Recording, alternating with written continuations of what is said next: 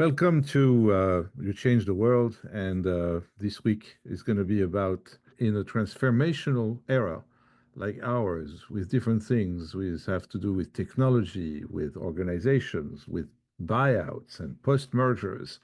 There is a lot of dynamics and transformations that really call for people to be adaptable.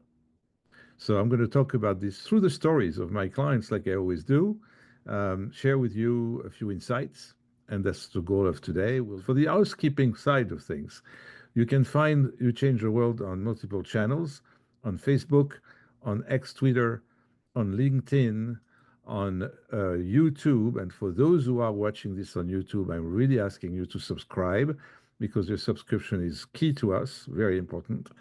And did I miss anything? That Instagram. And then on the podcast side, Spotify, Amazon, Apple, maybe a couple of others. And then you can also find this that goes live usually, but this time it's a recording. And usually even the live events are found on these different respective profiles, of mine or the profiles of something called Coaching Path, which is the company's name, and also the website, which is www.coachingpath.com, or my name, andrepulitzer.com. And there is different information there you can really find, especially the way to communicate with me by just sending me a message. And if you are interested in having even a session with me, a free session with me, please register on the website and you will get my attention and we'll be able to schedule. Now back to that topic of ours. Change, adapting to change and having members of a team that are resistant to change. There is no surprise that most of them have been in the company for a while. Well, the leaders who I'm talking to all the time, the teams that I'm coaching and the groups of people that I'm coaching, teams and groups being a little bit different. Teams is really a whole that I'm coaching as an entity that is really dealing with stakeholders and other entities in an organization. Groups are people that are forming that do not know necessarily each other, but they form a group because they have things in common, but they are not necessarily in the same team. So that's a distinction I want to make. The other setting, the other platform where I am seeing this also about change and alignment, believe it or not, is in mediation. So I've been privileged to also certify in mediation. It is not the majority of my time. Far from that. It was much more than it is today, just by choice. I prefer to dedicate more time in my coaching practice than in my mediation practice. I would say that my mediation practice today is really for emergency cases.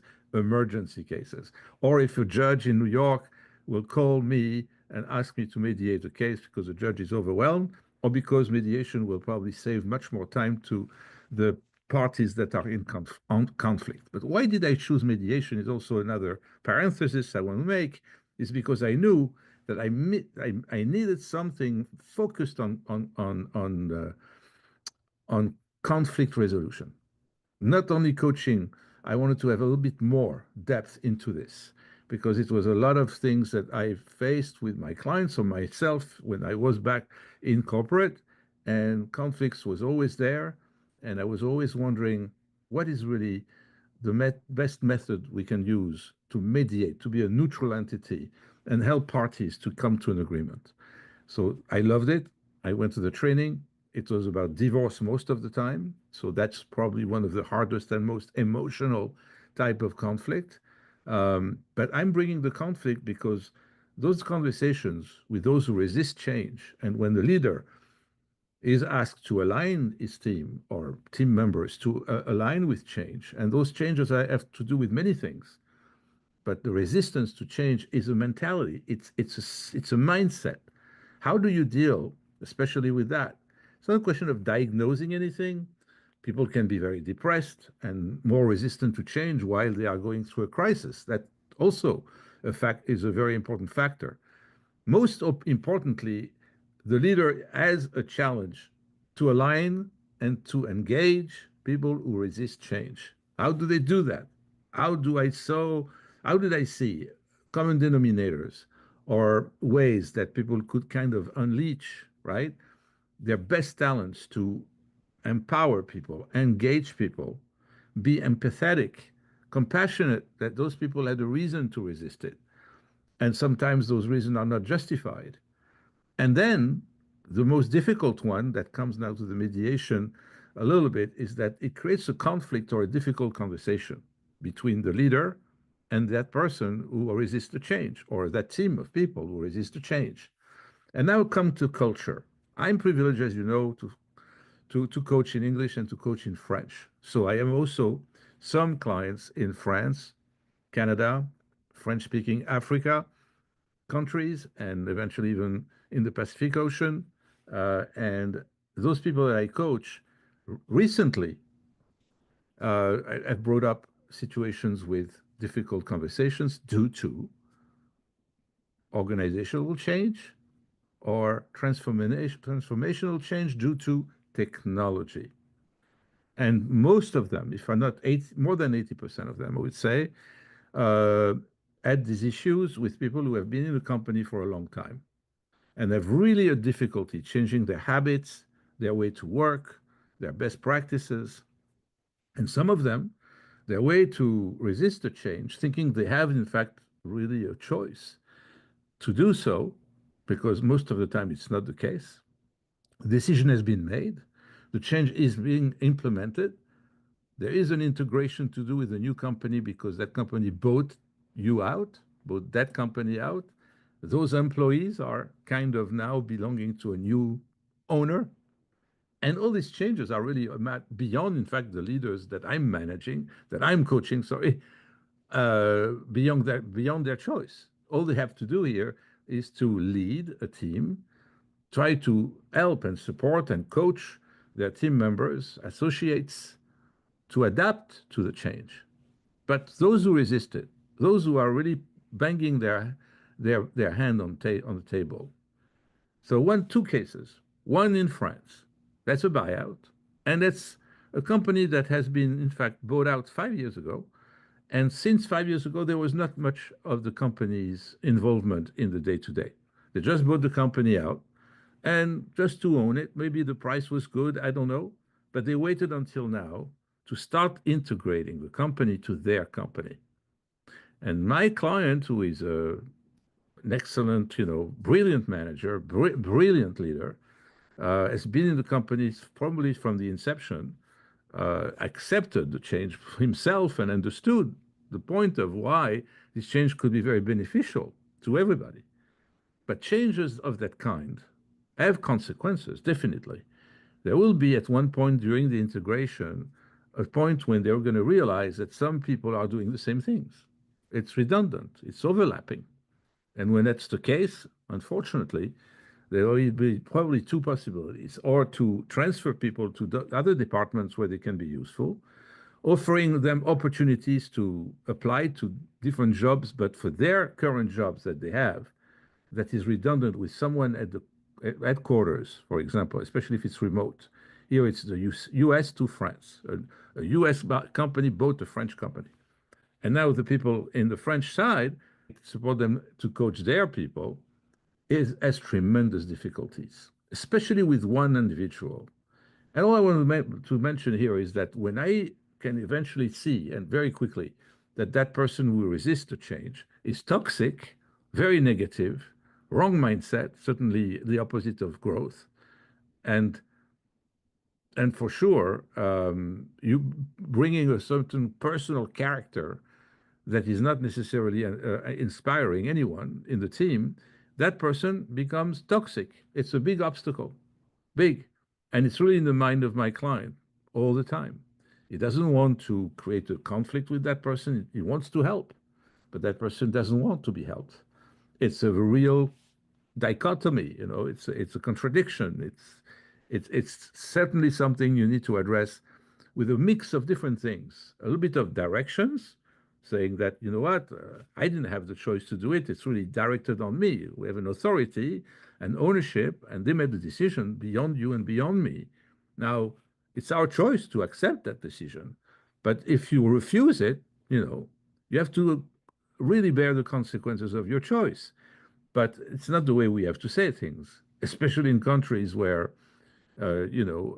every single employee is very, very protected. You can't tell them I fire you or I'm going to fire you or lay you off without a global explanation that eventually affects the whole company and with announcements and all different exits and options that an employer has to offer.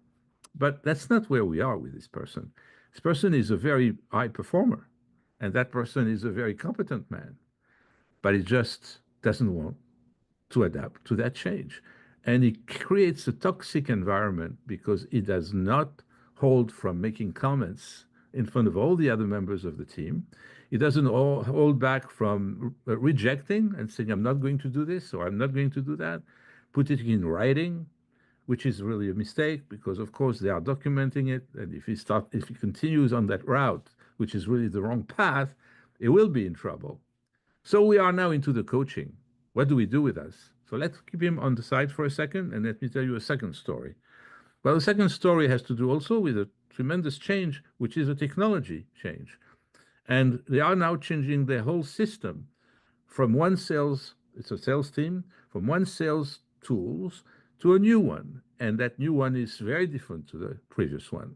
And again, we have now more than one person. It's a group of people who are putting themselves together, like really a solidarity group that refuse to use that new system, right? Well, if that system would be a huge obstacle, or we would be able to prove that it's worse than the previous one, maybe they would have a point. But the point is now that they made that choice for multiple reasons, not only because of sales or because of the sales team or backing up the sales with a very good platform, or not get good, maybe just enough good to support what they need to support. That's the decision made by the leaders. It took, I think, 2 years for them to evaluate, to compare, to research. They finally made their decision and invested a lot of money in that new platform. Everybody now have been trained. All kind of things are done to support everybody to make the transition. It's a transition. It's an integration.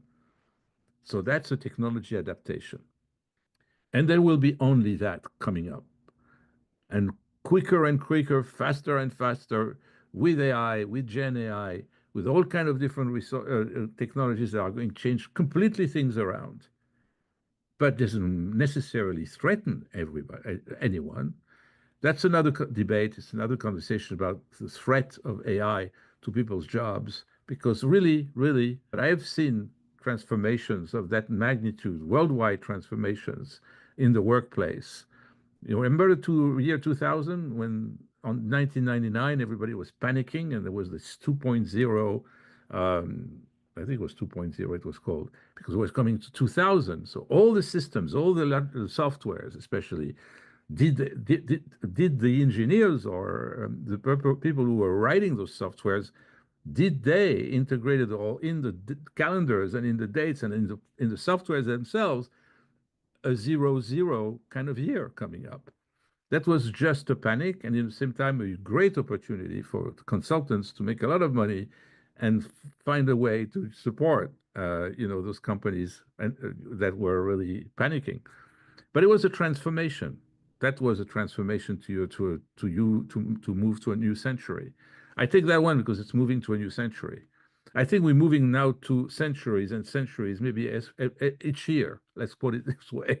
From one year to the next, in year 2000, we are moving from one century to the next and to the next and to the next. And maybe we are already in the 40th century.